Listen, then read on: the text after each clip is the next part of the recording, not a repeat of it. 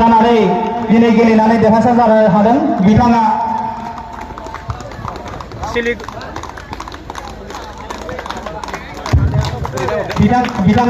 सिलिगुरि गामिनि एबार जार्सि number 14 newton Basumatary बे बान्थाखौ आङो हरनो थाखाय खावलायनो सानदों। देरहागिरि जोंनो मदद खालामनाय एबा जोंनो डनेट खालामनाय मानोना हायेन नार्जारिनि आंगोनि बिफा अमरेन्द्र नार्जारि आदैखौ आङो बान्था खालामनो थाखाय खावलायबाय। बिथाङानो जाहैबाय थांनाय 27 आगस्तनिफ्राय जागायनानै दिनैसिम गेलेनानै बांसिन गल जोसनगिरि हिसाबै सायख'जाबाय निउटन बसुमतारी सानजा सिजिगुरि गामिनि आसाफारियो। बिथाङा इयुनाव आरो बेनिफ्राय बांसिन गल जोसननानै गावनि केरियारखौ गेलेनायनि गेजेरजों दानानै लानो हायो आरो जोंनि ओनसोलनि जाहाथे मुं खामायनो थाखाय बिथाङा नाजायो। गोजोननाय थाबाय बयनिसिमबो। दा बे समाव आङो बान्थाखौ हरनो सानदों दख'रा दुलाराय बर' फरायसा आफादनिनो बारग' आफादगिरि क'क्राझार जिल्ला दुलाराय बर' फरायसा आफादनि बारग' बुंथिगिरि मानगोनां जोनोमगिरिखौ आङो दिनैनि बे रानार्स आप बान्था मोनगिरि बिथांमोननो जोंनि बान्थाखौ हरो बेनि थाखाय आं खावलायबाय। आरो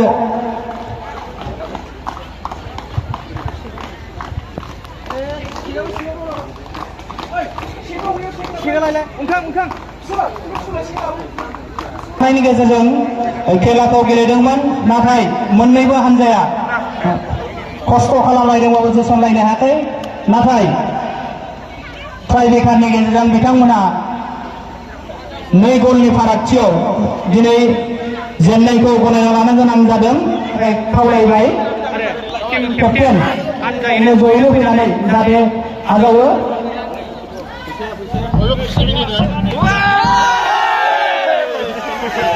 ट्रफिजों लोगोसे नोगोद 10,000 केस मानि हरफानाय जायो।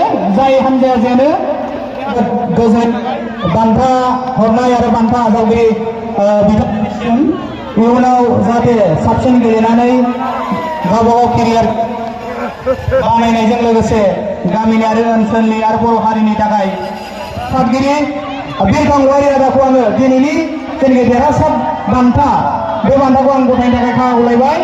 जाय हानजाया देरहासार जायो बे हानजानो गंसे ट्रफिजों लोगोसे नोगोद 15,000 जों केस मानि हरफानाय जायो।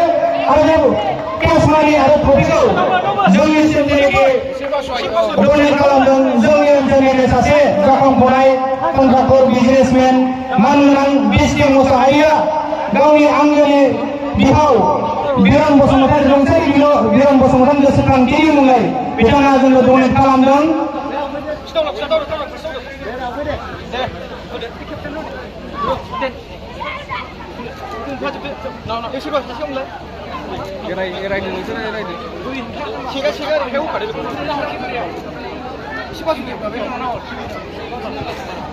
गथायगिरि मानगोनां बिथां आरो बान्था देरहागिरि हानजानिसिम आसा खालामो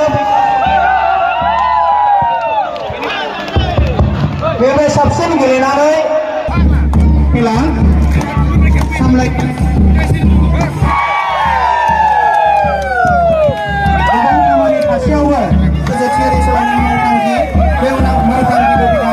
आंनि गोसो गोरबोनिफ्राय साबायखर जासिदों।